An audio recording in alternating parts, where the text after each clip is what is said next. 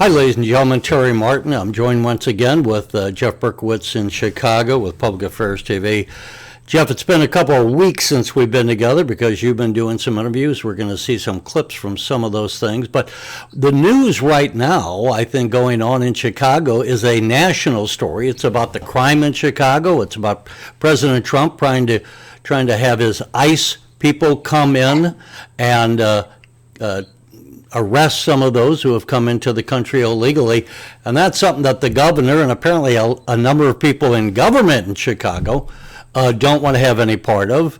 But I hear other talk that the people on the street do because of the crime that they've been exposed to, especially on the various areas of the city where crime is high. So let's start with you, and then we'll hear a little bit from some of the principals. But from your perspective, what is it that you are hearing from the people as you go around Chicago and listen to people in the media and just people on the street? Well, the issues, the national issues and the state issues are coming together. Of course, people are familiar with what's going on nationally. How could they not? How could they not know that for decades, longer, since Israel was created in 1948, there's been a Middle East crisis one after another. People who are Gen Z maybe don't know that, but people who read history books know that. You know, for like 75 years or so, it's been the Middle East crisis. And Donald Trump, even Democrats are saying he's got to be given credit for this. He seemed to solve this problem. He's done a lot in terms of ending wars, more minor wars that we haven't paid as much attention to, but this was the big thing. And this cascades into, as we'll talk about, state issues, certainly dominate national issues, because he sucked all the oxygen out of the room.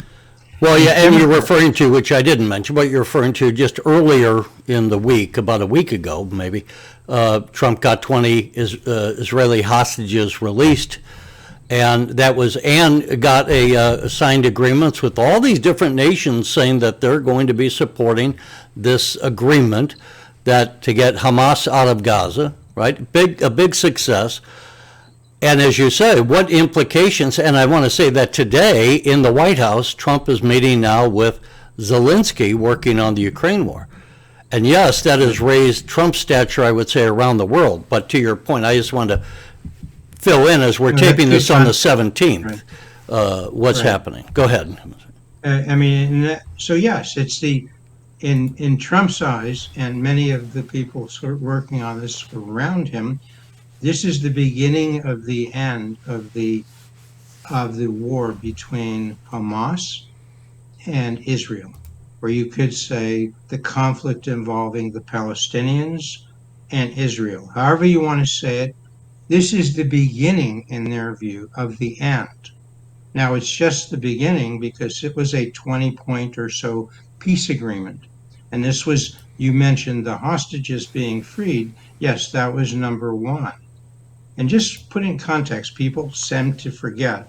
On October 7, 2 years ago, Hamas attacked and slaughtered more than 1,200 Israelis. It wasn't an accident. It wasn't as if there was a war and some civilians were killed. No, that was the aim, to kill babies, to kill women, to rape women, to abuse, to what? To, how do you describe heinous acts when people intend to butcher genitalia, intend to rape women in the most hideous ways, to kill in the most hideous ways? That's what Hamas did on October 7th. You haven't heard that much, really, because the mainstream media don't want to portray that. But I just tried to, and I couldn't. How do you say these words? And 250 or so people were taken hostage, live people. And we got maybe 20 or 25 back earlier, and on the last week, 20. What the hell happened to the other 200? A lot of them were killed. But let me just finish this. Let me just say, most people you see coming back are men. because God knows what happened to the women, so most of Well, them not were most of dead. them. There wasn't one woman in the 20 hostages. But what I was asking you about, and when we kind of went off on a tangent here, what's going on in Chicago with the governor and the president and these demonstrations that are going on Well, that's against not a ICE? tangent, Terry. Let me just correct. That's not a tangent because J.B. Pritzker, the governor of the state of Illinois, doesn't want to talk about anything that I've said. Nothing. In the whole crisis in the colleges and the universities and anti-Semitism, where the hell was J.B. Pritzker? He was where he is now. He's going after Trump. This is a man. This is like Moby Dick. Okay, this is an obsession he has. Trump has his critics, and I've been one of them. But I'm not obsessed with. It's just he's obsessed. He doesn't want to run against the Republican gubernatorial candidates. He wants to run against Donald Trump. He wants to ignore the peace agreement. He wants to make this about Donald Trump, he says now, what's going on in Chicago with ICE, immigration, Well, look, customs, and I want enforcement. to make sure we keep on Is that track what you're here. talking? You're talking about the Chicago ICE crisis, aren't you? I am. And so what I would say, to take some of what you said and get it back to ICE, the President Trump so far in 10 months has had a series of successes. He's sealed the border. He's got inflation down. The Federal Reserve is cutting interest rates because he got inflation down. He's pulled off any number of deals. He's rewritten the trade agreements across the world. He's got now these hostages released. And so his standing, where the Democrat Party was trying to say that the people overseas think Trump is laughable, this week we saw one after another of world leaders standing to have their picture taken with Trump while he basked in the glory of this deal that he got put together in the Middle East, which no other president has done in the last 50 years. Now let's bring it back to the Democrats. The Democrats, and you're right, are running not just Pritzker, but virtually every candidate in the Democratic side is running against Trump. They don't have any policies. I don't see Pritzker having any policies to control the crime in Illinois. I don't see him doing anything to get the criminal element of those illegals who came in across the border, to get them out. We have drug cartels in Mexico running the drug trade. That comes in Chicago. That comes from the DEA. And what is Pritzker doing about it? What is the mayor of Chicago doing about it? Nothing. But they'll stand there and defend the sanctuary city policies, and they'll criticize the president, who has shown that his policies against crime work in D.C. Now they're working in Memphis, and the president wants to bring them to Chicago. And he's using ICE to get out the criminal element in Chicago. So let's go back to that. And so we have this kind of mixture of both national policies, federal policies, and local to Chicago. So that's what, you being in Chicago, what are you hearing about what's going on in Chicago and this whole tug of war between the president and the governor? We have to be mindful that Chicago is a city in Cook County. Cook County has 5 million people. That's almost half the population of the state of Illinois. Chicago has about 2.7 million, which is a large portion of the 5 million people. Outside of Chicago, there's a place called Broadview. You can call it a suburb, you can call it just outside of Chicago. Broadview is the center of attention because there has been for quite some time, I don't know how long, but didn't start in the last few weeks, a facility of ICE. ICE operates out of that facility. There is an ongoing process to survey or find or identify. Right. I mean, I think we understand that because of all the covers that we've had. So we don't have to belabor here's the that. point. So the point is, what is going on? Well, Donald Trump has said, as you pointed out, he wants to federalize the National Guard. And that's been an ongoing process in other cities as well as here. So he has brought National Guard from Illinois into this area here now, and from Texas into this area. And and the folks who oppose this have gone to the courts, Pritzker and others and his surrogates and whatever, and gone to both the federal courts and maybe state courts, but mostly all federal courts here in Chicago. And now it has been a federal issue. Judges are deciding our immigration policy, in a sense, our ICE policy, and federal judges, district court judges, are telling ICE what they can do. Whether they need to wear body cams, they say they have to activate them. They don't even realize a lot of these folks don't even have body cams. But that doesn't matter to a federal judge. Let me insert. So here's the point is, let me just say, that is the ongoing process now. What is ICE doing out of this facility? What are the protesters doing? What is the federal judiciary doing? All right. It's almost let's move this along here. We're getting stuck. Okay. The President of the United States has the authority to federalize the National Guard. Pritzker may suggest that that doesn't happen or that happens rarely. We're going to have a bite on that in a little bit. I will remind the people that in Little Rock, President Eisenhower federalized the Arkansas National Guard after the governor called it out to keep black children from going to school. Eisenhower federalized the National Guard and had the black kids enrolled in Little Rock in 1957.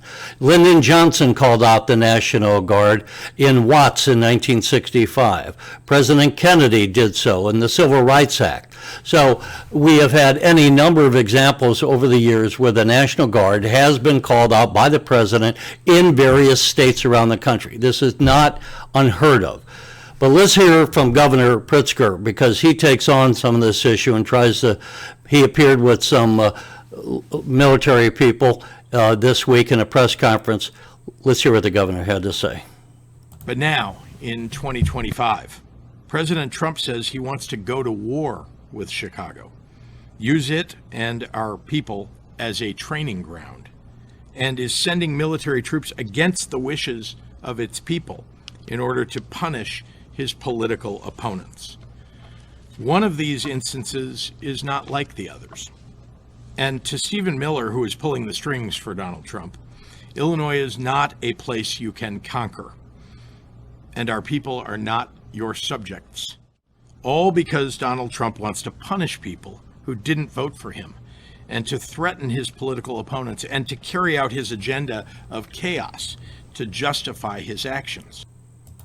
So that's what the governor had to say, and he's saying, among other things, that the president is at war with Chicago, that he's got an agenda of chaos.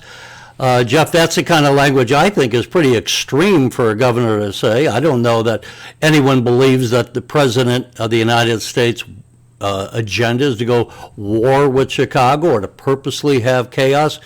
And why the president or the governor is alleging this instead of just saying, thank you for help in dealing with our crime problem, or speak to the fact that if you're going to have the ICE in here, let's make sure we're not picking up American citizens who might be, of any number of international origins, and they may not look like a Caucasian, but you want to make sure that, he could say that, why. but, Jeff, if I might finish, Sure.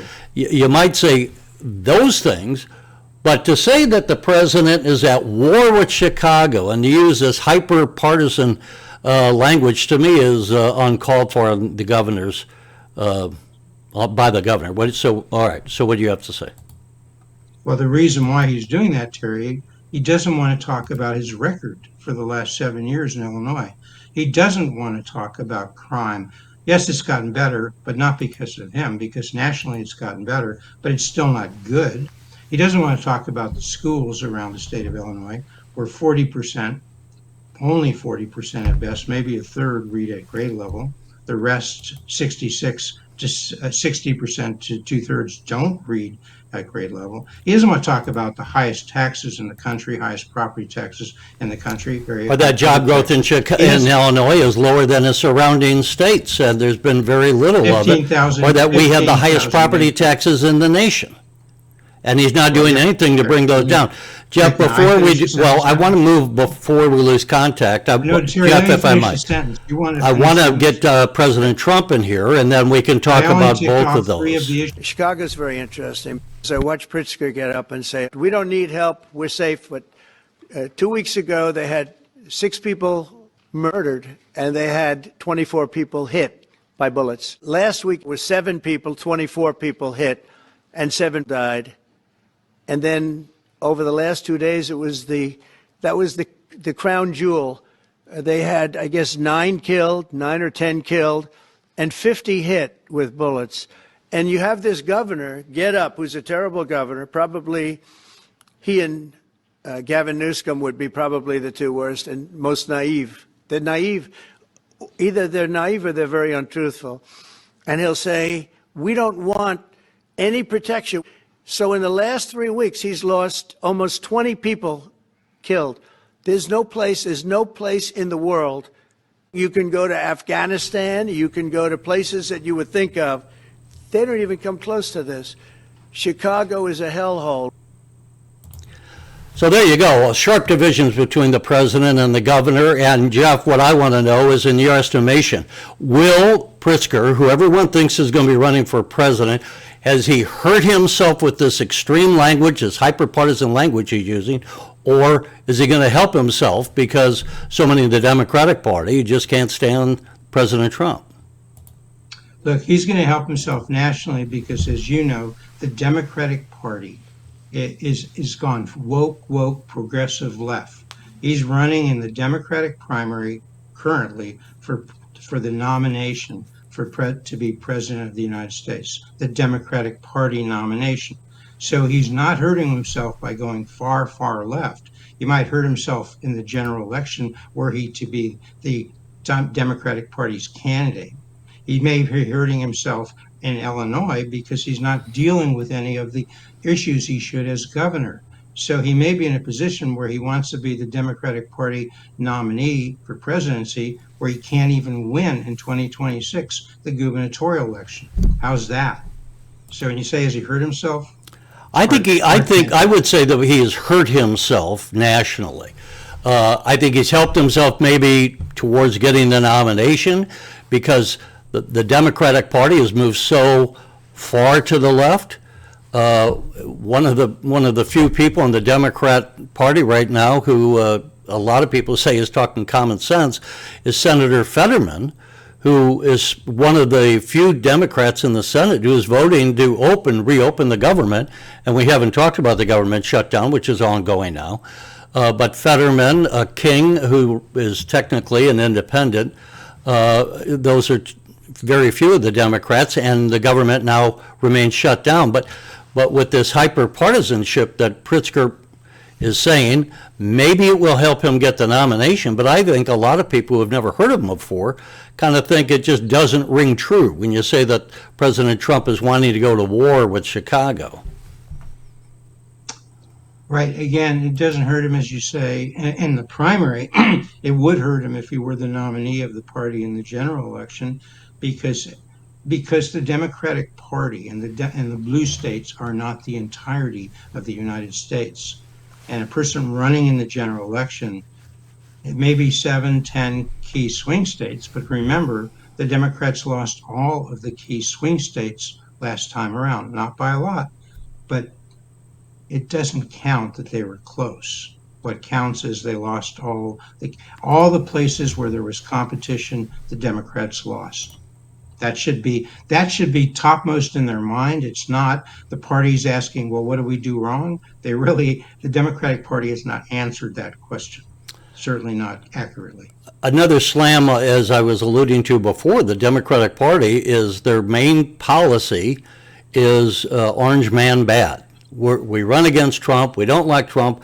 They're negative, negative, negative. What are they proposing in a positive sense to help the economy, to get people working, to secure the nation militarily? Any number of problems that need to be addressed. And of course, one of them is education. You started to mention that earlier. We talked about. You did an interview with one of those candidates running to replace J.B. Pritzker, Republican candidate Ted Dabrowski, and he talked about his thoughts on education. Let's take a listen to what Mr. Dabrowski had to say. This is not only a Chicago problem. Believe it or not, the reading results indicator are far worse there than here. At least here you have some good schools. Indicator, almost all of them have very dismal results. Same thing in Peoria, same thing in Rockford. So for me, this thing is not a Chicago thing. It's very much an Illinois thing. What we need is we need the alliance of all parents and all businesses, right? Because this is the future workforce. Every single business should care about this, especially religious groups, because we're talking about crime and family development, all these things. Everybody should be in sync on this. And it's fascinating that you don't hear a massive battle about this in So Jeff, Ted Dabrowski talking about education, it's undeniable there's problems all across the state in various schools.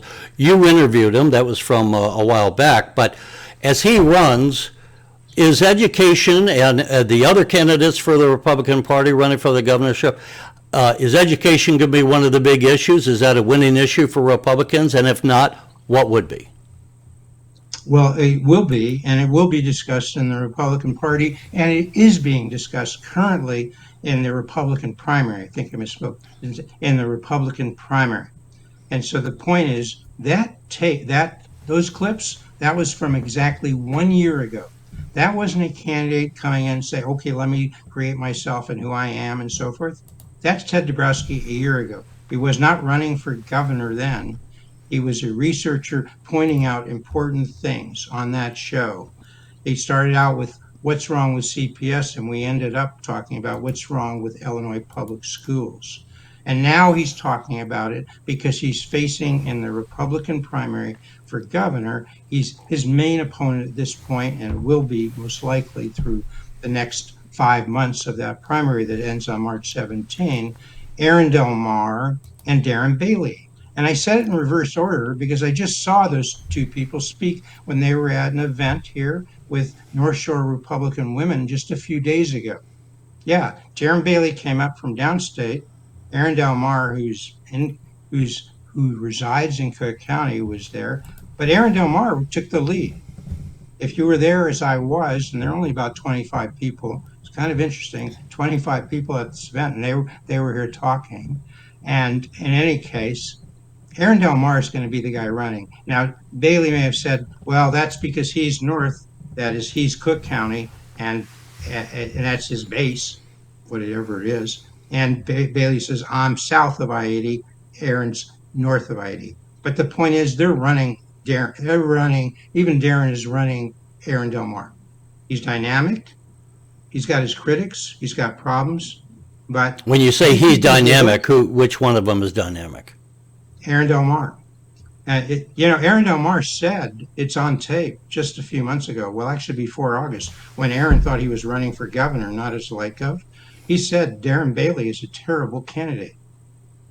He's running with Darren Bailey. As tape, you're going to see that, okay? So so does that damage, how much does that, if at all, damage Darren Bailey? Look, they have their problems because the money he had before, a lot of it was from Dick Uihlein. He's not getting it. Now he being Bailey. Bailey's not getting it. Aaron Del Mar's not getting it. Who's getting it? It's already started. So if you had to say right now, of the candidates that are in the race, running for the Republican nomination for governor, who would you say has the best chance to take the nomination? And of course, this can change 1 week to the next. Right. It's Ted Dabrowski because Dick Uihlein has lined up with Ted Dabrowski. Dick Uihlein has given more money than anybody else in the state of Illinois to candidates. If you've got Uihlein on your side, you've got power. And the guy's setting, even right now, and just beginning, he just came into the race, Ted did just recently. He's now got $1.5 million. May not sound like a lot, but that's like 10 times as much as Bailey has. I mean, he's sitting on there with like 60,000. He's looking for in-kind contributions. I mean, and Mendrick, the sheriff, he's got 60,000 all the time. He can't do that with that money.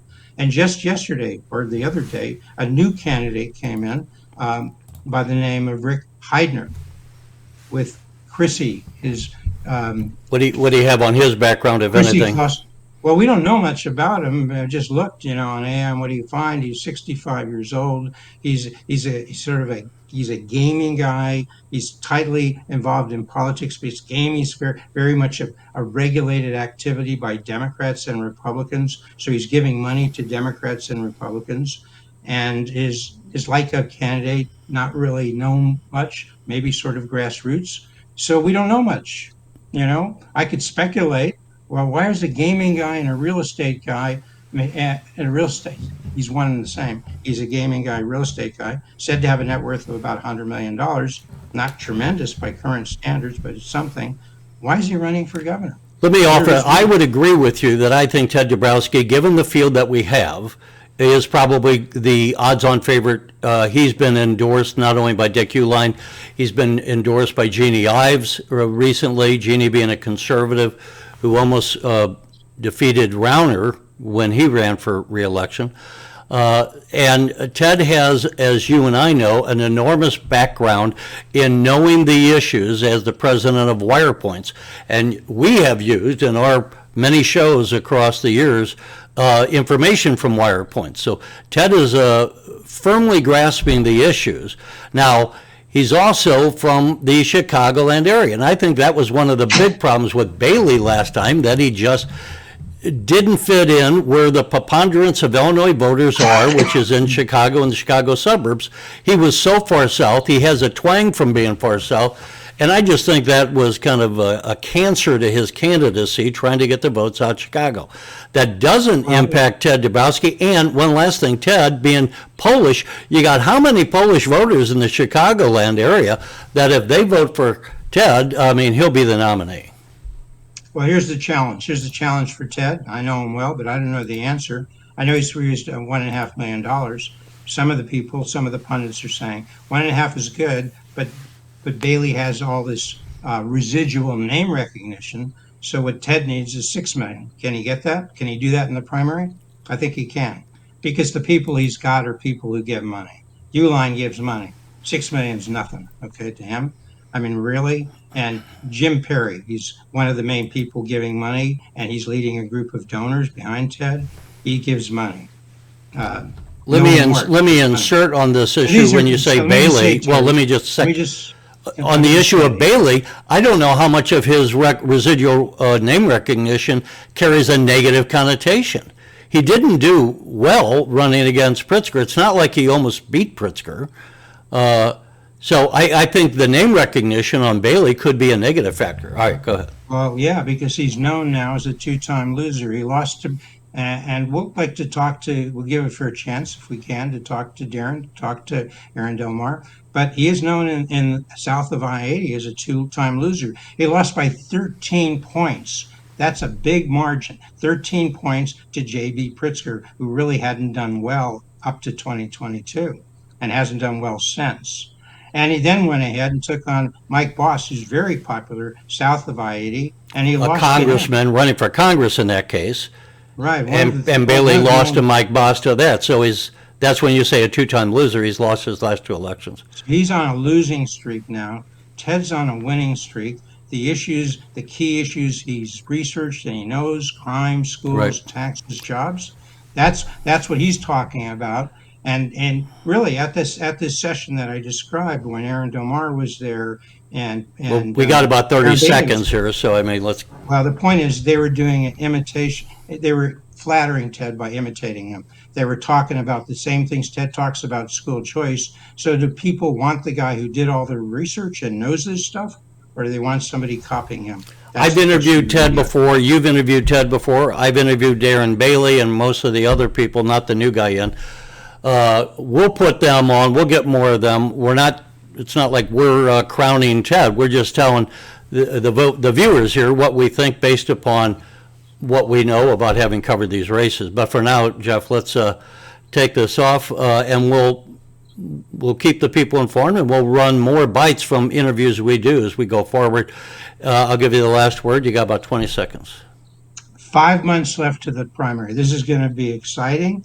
It could be over in a month or two. Ted could win in a month or two. Bailey could win in a month or two. Or it could go right down to the wire, March 17. Whoever wins is going to be primed to take on J.B. Pritzker. That's the important point. Primed to take on J.B. Pritzker. Is Pritzker going to still try to run against Donald Trump? Okay, and I'll insert, over the weekend, they're going to have a big march in Washington. We'll see what impact, if any, that has. Until next time, folks, tell us who you want to have as the Republican nominee. Until then, Jeff and I will say goodbye.